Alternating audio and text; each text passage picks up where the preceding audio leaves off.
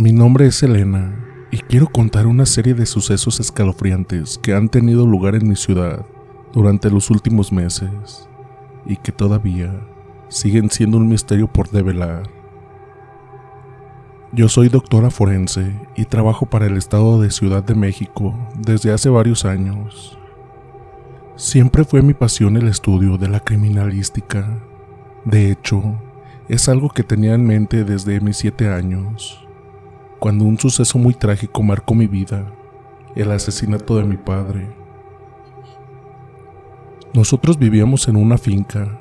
Mi padre era un hombre muy trabajador, al que le pagaban muy bien por su trabajo, y había podido ahorrar una buena cantidad de dólares que mantenía en la bodega dentro de casa. Él siempre desconfiaba de los bancos y decía que era mejor tener los dólares cerca por si surgía alguna necesidad o urgencia. Sin dudas, los maleantes se enteraron de la fortuna que guardaba mi padre dentro de la finca. Entonces, una noche entraron de una manera muy violenta. Nosotros estábamos dormidos y escuchamos la puerta principal, que era golpeada y finalmente derribada. Las alarmas se activaron, pero los ladrones fueron muy rápidos. Ellos sabían perfectamente bien dónde se encontraba el dinero, por lo que las sospechas siempre recayeron sobre los empleados domésticos que contrataba mi madre. Estos ladrones llegaron a la bodega y comenzaron a saquear las cajas con los dólares. Entonces mi padre bajó las escaleras con un arma en la mano, y así comenzó un breve tiroteo, en el cual uno de los ladrones resultó herido y mi padre lamentablemente falleció por un disparo en el pecho. Los ladrones lograron llevarse el botín, aunque horas después los apresaron. Yo estuve en la ronda de reconocimiento de la policía y señalé a uno de los ladrones como culpable del asesinato de mi padre, y yo en ese entonces, repito, solo tenía 7 años. Pero ya comenzaba a comprender la naturaleza muchas veces violenta de los humanos. Desde entonces sentí obsesión por perseguir malhechores y asesinos, intentar comprender sus motivaciones y capturarlos antes de que siguiesen cometiendo sus delitos. Fue así como terminé estudiando un doctorado en criminalística y antropología forense en la UNAM, Universidad Nacional Autónoma de México, donde me recibí a los 23 años. Y desde entonces he trabajado en varias instituciones estatales y privadas. Fue precisamente siguiendo un caso de un crimen cometido cerca del Museo Nacional de Antropología que comenzó todo. Un transeúnte había descubierto un cadáver detrás de las escalinatas de la entrada principal. Llamó a la policía y se determinó de que se trataba de una mujer de unos 25 años, que tenía horribles marcas en la espalda, como si hubiese sido acuchillada varias veces y luego cortada en largas heridas longitudinales. El cadáver fue trasladado a la morgue, donde intervine para presenciar la autopsia.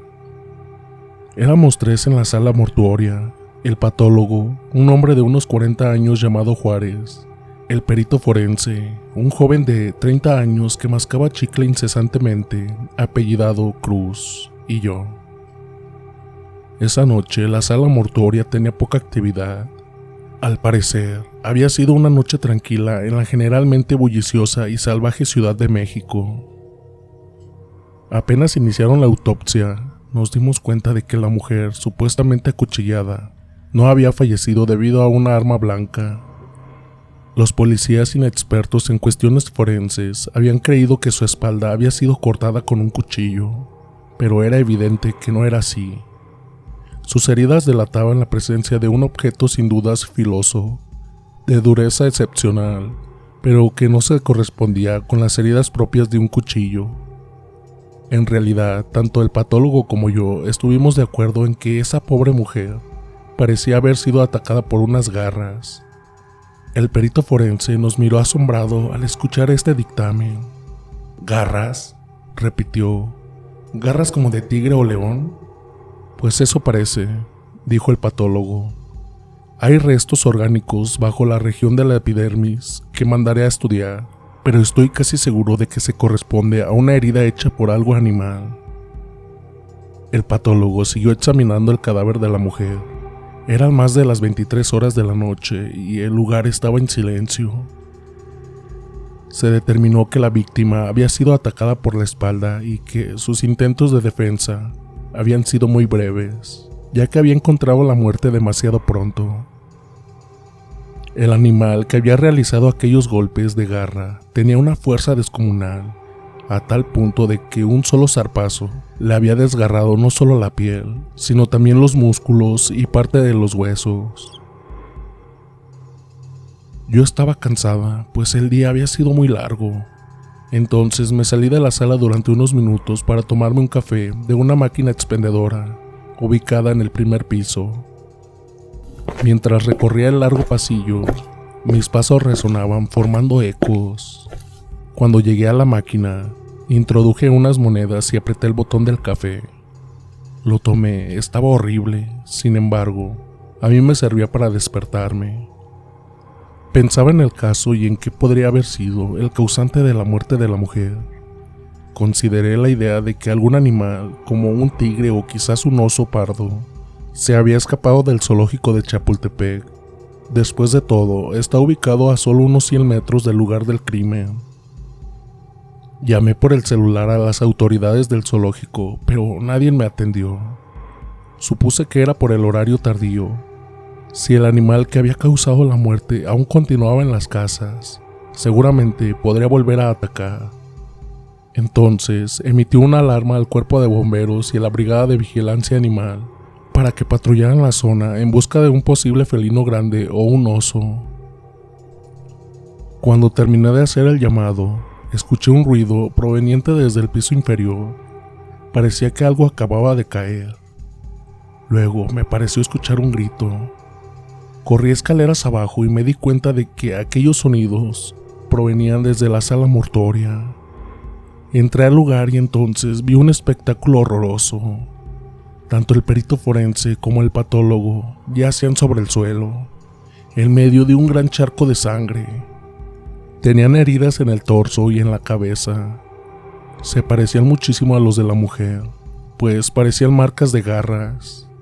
El pobre forense se había llevado la peor parte, pues le habían desgarrado gran parte de la cabeza. Supe que los dos hombres estaban muertos, pero el asunto no terminaba ahí, pues la mujer que anteriormente había estado recostada sobre la camilla de acero había desaparecido. Saqué mi arma y comencé a buscar en los alrededores del edificio. Mi mente divagaba en un montón de pensamientos confusos. ¿Cómo era que la mujer había desaparecido? ¿Quién se la había llevado y con qué fin? ¿Y por qué habían matado a mis dos colegas? Llamé por radio solicitando refuerzos. Muy pronto, el lugar se llenó de patrulleros y de policías que rastrillaron la zona en busca del atacante. Pero, aunque la búsqueda se extendió durante toda la noche, nunca pudieron encontrar rastros ni del asesino ni del cadáver de la mujer. Yo conocí al forense Cruz, pues no era la primera vez que trabajaba con él. Su muerte me entristeció y al día siguiente me vi en la obligación moral de asistir al funeral. Alrededor de 50 personas se agolpaban dentro de la sala velatoria. Lo estaban velando con el cajón cerrado y supe que era porque los embalsamadores no habían podido reconstruir su rostro. La viuda de Cruz estaba destrozada. Yo le di mi pésame y luego me marché, pensando en que debía encontrar al asesino y unir las piezas de aquel rompecabezas. Esa misma tarde me llegó un informe sobre la identidad de la mujer fallecida. Se trataba de una maestra llamada Leticia. Tenía 26 años al momento de su muerte y daba clases en las escuelas primarias de la zona. Al parecer, era muy querida por los chicos. Pasaron otros días y el caso pareció estancarse, pues no había pistas sobre el asesino de la mujer ni tampoco de mis colegas. Pero luego sucedió algo muy extraño. Las tumbas tanto del forense como del patólogo fueron saqueadas y sus cadáveres desaparecieron. Algo muy oscuro estaba ocurriendo en torno al caso. Lo peor era que yo no podía encontrar siquiera una sola explicación lógica. Me sentía muy frustrada durante esos días, a tal punto de que apenas comía y dormía. Yo soy soltera y jamás tuve hijos. En realidad, mis únicos hijos son 2 gatos siameses, a los que adoro y por los cuales daría mi vida. Ellos vivían conmigo en un departamento pequeño cerca de una colonia. Mis gatos, llamados Sol y Luna, me miraban deambular por la casa y también parecían contagiarse de mi nerviosismo, pues peleaban con frecuencia y una noche, Sol vomitó su comida. Cerca de las 8 de la noche de un jueves, recibí un mensaje de otro patólogo de la ciudad, el Dr. Benítez. Había estado retirado durante un tiempo, pero luego volvió, ya que era muy requerido por su sabiduría y sus conocimientos extraordinarios sobre la ciencia forense. Con Benítez habíamos trabajado mucho tiempo y nos teníamos mucha confianza. Él me estimaba mucho y creo que me trataba como a una hija. Benítez me informó que él había examinado el cadáver del patólogo Juárez y que consideraba que había sido atacado por una especie de oso, al igual que la maestra y que el perito forense. Yo leí el mensaje y le respondí que tanto el personal policial como los de la fauna silvestre habían buscado al presunto oso o tigre durante los últimos días, pero no habían encontrado nada. Consideraban que era imposible que un animal tan grande pudiera esconderse en la ciudad, a menos, por supuesto, que alguien los estuviera refugiando en su casa, idea que, por supuesto, era ridícula e incluso improbable. Pues yo no lo consideraría tan ridículo, me respondió Benítez. Hay gente que tiene como mascotas boas de 7 metros de largo, y últimamente se puso de moda criar en los hogares una cruza entre lince y gato doméstico llamado caracat, que puede ser muy peligroso ya que es muy grande y puede provocar grandes lesiones, además de tener un temperamento impredecible. Me interesó mucho este dato y le pregunté a Benítez si era posible que un caracat hubiera matado a las personas involucradas, pero el forense lo negó categóricamente, diciendo que el victimario debía tener un peso de más de 80 kilogramos, mientras que el caracat apenas alcanzaba los 16. Pues entonces, ¿qué es lo que está ocurriendo?, le pregunté a Benítez. Él me respondió que no lo sabía, pero que sospechaba que pronto habrían más casos. No se equivocó. Cerca de 2 días después, aparecieron 2 jóvenes muertos en el Parque España, cerca de la Gran Fuente. Ambos tenían heridas muy similares a las anteriores víctimas. La policía aún no se decidía a alertar a la población sobre un posible depredador en Ciudad de México, pues no querían sembrar el pánico y además, esta alarma implicaría el cierre de escuelas y de espacios públicos. Se intensificó la búsqueda del presunto animal, trayendo desde otros estados a varios especialistas en vida salvaje e incluso a un estadounidense, quien aseguró que se trataba de un puma con el virus de la rabia. Las autoridades locales estaban confundidas y comenzaron a recibir quejas y aprietes por parte del gobernador, quien exigía que se atrapara de inmediato al causante de todas aquellas muertes. Mientras tanto, Ciudad de México seguía con su rutina frenética. La mayoría de los ciudadanos ignoraba que una amenaza se cernía sobre ellos y que posiblemente estaba oculta detrás de cada arbusto o rincón de la ciudad. Se le hizo una autopsia a los 2 jóvenes y se determinó exactamente la misma causa de muerte de los otros 3. Ahora ya eran 5 víctimas de aquel presunto animal salvaje.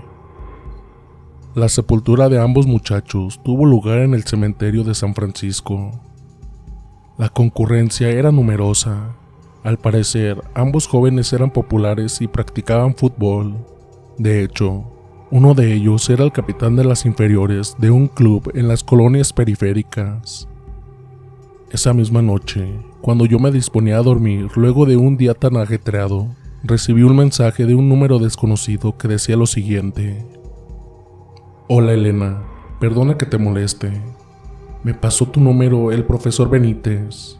Dijo que puedo confiar en ti porque tú tienes una mente amplia y comprenderás de qué trata todo esto. El mensaje era muy misterioso y decidí responder. ¿Quién es usted? ¿Qué es lo que quiere de mí? Lo siento, Elena, no puedo dar mi nombre por aquí.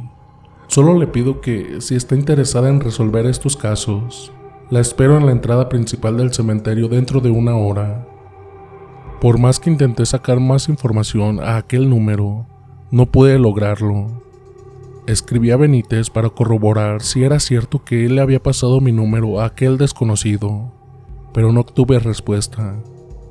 Miré el reloj, ya habían pasado más de media hora desde el primer mensaje. Decidí tomar un taxi hacia el cementerio. Sabía que el asunto podría ser muy peligroso, fue por eso que llevé mi arma. Le dije al del taxi que se detuviera en la entrada y el taxista me preguntó si estaba segura de ello. Mire, este lugar es peligroso por la noche, me advirtió. No se preocupe, soy policía y sé lo que estoy haciendo, le respondí, aunque en realidad yo estaba muerta de miedo. El taxista se encogió de hombros, me cobró la tarifa y se fue, dejándome sola en la entrada del panteón. En la calle no había ni un alma, era una noche tranquila y silenciosa. Escribí al número desconocido informándole que ya estaba en el lugar, pero al no obtener respuesta, decidí que se trataba de una broma. Muy enfadada, comencé a caminar hacia el centro cuando entonces escuché un chistido que provenía desde el paredón que separaba al panteón de la calle. Cuando miré hacia el origen del ruido, vi una cabeza sobre el paredón. Pertenecía a un hombre que no parecía tener edad. Tenía el cabello largo y se le notaba muy pálido. Sus labios eran muy finos y tenía los ojos de un color azul claro. Todo esto lo vi bajo las farolas de la luz de la calle. El desconocido me llamó por mi nombre y dijo que saltara a través del muro. Supe entonces que era quien me había escrito unas horas antes. Lo lamento, señor, no voy a hacer eso. No lo conozco, solo dígame qué es lo que usted quiere. Si tiene información sobre el caso, le exijo que me lo brinde ahora mismo o llamaré al personal policial para que lo detenga. El sujeto me miró durante unos momentos y luego sonrió. Pues, ¿acaso usted no es policía?, preguntó en tono burlón. Sin embargo, antes de que pudiera responderle, el hombre borró su sonrisa y con gestos de reconciliación me dijo: Lo lamento, Elena, no quise burlarme de usted. Solo le pido que, por favor, confíe en mí. Primero, pase por este paredón y yo le mostraré la verdad sobre el caso. Pero apresúrese porque pronto, si los cálculos no me fallan, la acción comenzará a suceder. Todo lo que decía el sujeto me resultaba muy misterioso y extraño. Sin embargo, tuve la intuición de que tenía información valiosa y que podía ayudarme de alguna forma. Con su ayuda, logré sortear el paredón del panteón y pronto me vi del otro lado, caminando entre tumbas y oscuridad. El sujeto dijo llamarse Horacio y aseguró que estaba siguiendo el caso de una manera aficionada. Él sabía todo lo que había sucedido, comenzando con la mujer encontrada en la escalinata del museo, luego la muerte del perito forense y del patólogo, y finalmente la de los jóvenes. Él sabía muy bien que todas esas muertes estaban conectadas entre sí. También conocía la teoría del puma con el virus de la rabia. Pero créame, no se trata nada de eso, me aseguró con un tono sombrío. Pues entonces, ¿qué es?, pregunté. Caminábamos ambos entre bóvedas de aspecto antiguo y el silencio del lugar me impresionaba. Arriba, en el cielo, la luna llena se escondía entre unas nubes cargadas de lluvia. Pronto lo verá, dijo el sujeto. Caminamos durante varios minutos hasta que finalmente llegamos a unas tumbas recientes. Cuando me acerqué, vi que se trataba de la de los 2 jóvenes recientemente fallecidos. Le pregunté al sujeto llamado Horacio si aquello no era una broma, pero él negó con la cabeza, muy serio. Créame, pronto comprenderá parte de lo que está sucediendo. No tuvimos que esperar mucho para que sucedieran los primeros hechos. Percibí que la tierra bajo mis pies se movía. Luego se escuchó un horrible grito que me heló el cuerpo. Yo retrocedí espantada y le pregunté a Horacio de qué se trataba todo ello. Él me contuvo con un brazo y me dijo: Espere, y lo verá todo. Luego, horrorizada, vi que la tumba de uno de los jóvenes se partía en dos, y de ahí asomaba una especie de garra de uñas negras, y en esa oscuridad, unos ojos rojos y salvajes nos observaban. La cruz de la tumba cayó y de la tierra surgió algo enorme y espantoso, algo que parecía una especie de lobo gigante que se sostenía en dos patas y alzó su cabeza hacia la luna, aullando de un modo tétrico, y luego, sacudiéndose la tierra, aquella cosa avanzó sobre nosotros, al mismo tiempo que en la tumba de al lado, la del otro joven, comenzaba a suceder ese mismo fenómeno. Primero se partía la losa en dos, luego de la cruz caía, y de las fauces de la tierra surgió otra bestia de hocico arrugado y dientes como navajas. Ambas criaturas apuntaron hacia mí y comenzaron a avanzar. ¡Horacio!, grité, alzando mi arma. ¿Qué es esto? Por Dios, ¿por qué me trajo hasta aquí? Miré a mi alrededor y entonces me di cuenta de que Horacio ya no estaba. Había desaparecido, dejándome sola frente a aquellas dos espeluznantes criaturas, en medio de un cementerio solitario y oscuro. Y bien, ¿qué tal les pareció esta primera parte de esta miniserie que va a constar de 2 capítulos? Espero que haya sido de su agrado y no olviden comentarme aquí en la sección de comentarios, valga la redundancia, desde qué parte nos escuchan. Y a continuación le quiero mandar saludos a Laura Lezama 8623. Te quiero mandar un fuerte saludo y un abrazo hasta San Vicente Chicolapan. También le quiero mandar un saludo a Ana Mora. La verdad, muchísimas gracias por tanto apoyo, Ana. Me alegra mucho estarte viendo aquí en todos los videos comentando. En serio, muchísimas gracias. También a Jacqueline Martínez. También un saludo hasta Panamá. Y también en serio, muchísimas gracias por tanto apoyo. También me alegra bastante verte aquí rondándonos siempre, escuchándonos y apoyándonos. En serio, muchísimas gracias. Y pues no olviden suscribirse y dejar un like, que eso nos ayuda bastante para seguir creciendo. También comentar, como les digo, eso nos ayuda también bastante. Y si tienes alguna historia que te gustaría compartir, nos la puedes hacer llegar al correo enviatuanécdota@gmail.com. Y sin más, dulces pesadillas.